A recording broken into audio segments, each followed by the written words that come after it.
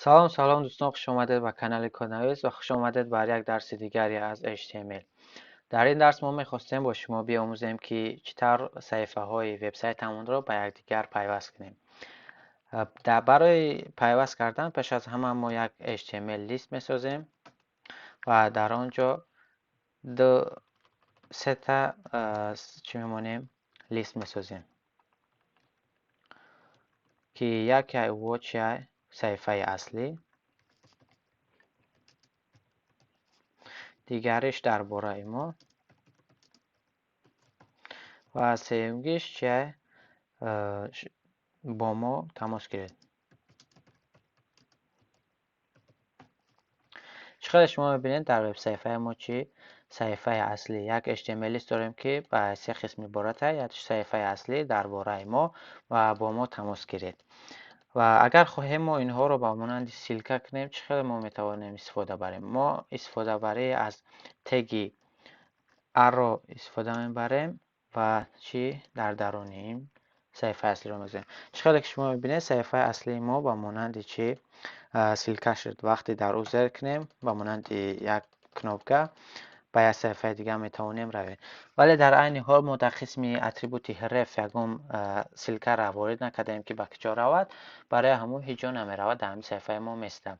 ما اول همه میخواهیم که همین درباره ما همه یا را سیلکه وارد کنیم و بعد ادرساشون چیکار کنیم وارد کنیم که به کجا روند. میگیریم درباره ما را نیست چی مینویسیم، تگی ادم مینویسیم، با ما تماس گیریدم در درونی تگی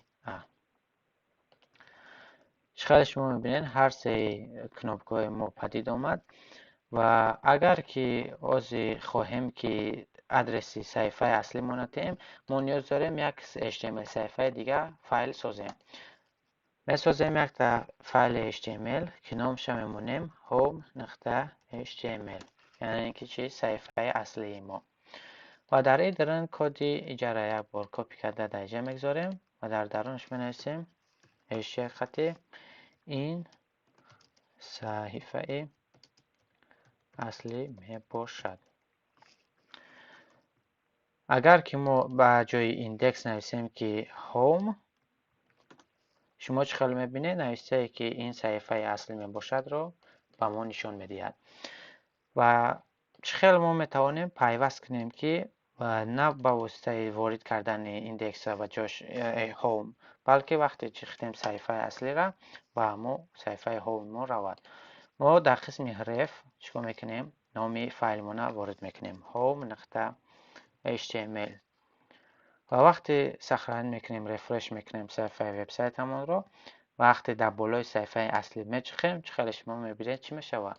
ما به صفحه هوم میاییم و اگر خفا کنیم خواهیم که درباره ما را نیست هم خیلی سیلکه کنیم، ما نیاز داریم یک HTML فایل دیگه درباره about us .html یا فایل دیگه میسازیم.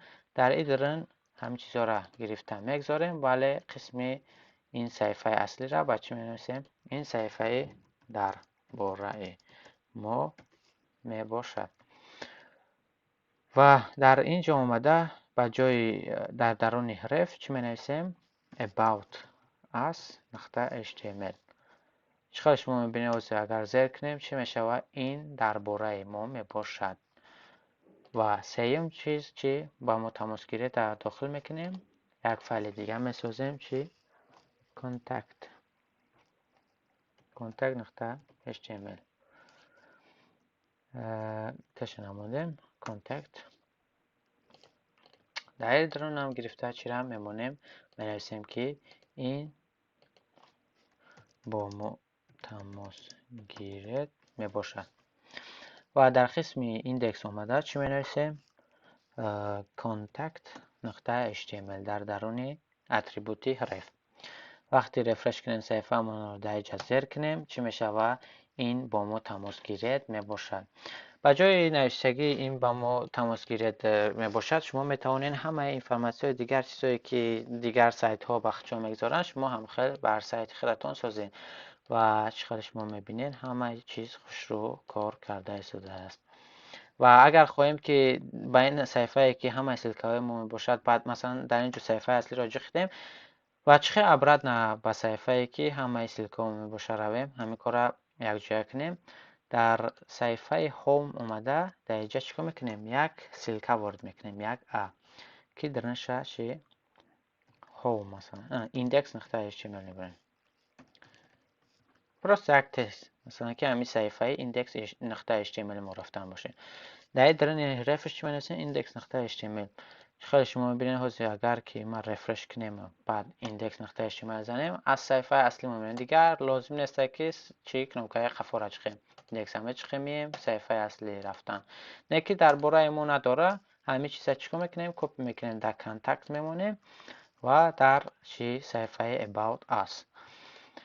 خیلی که شما باید ببینید همه جا در واقعه با ما تماس گیرید. و در درس دیگر ما با شما تکراری از درس 1 تا درس 8 خواهیم کرد. با ما همراه باشید تا اینکه چی درس‌های بهتر تکرار کنیم و یک وبسایت ساده به هم دیگر سازیم. تا درس دیگر خدا نگهدار.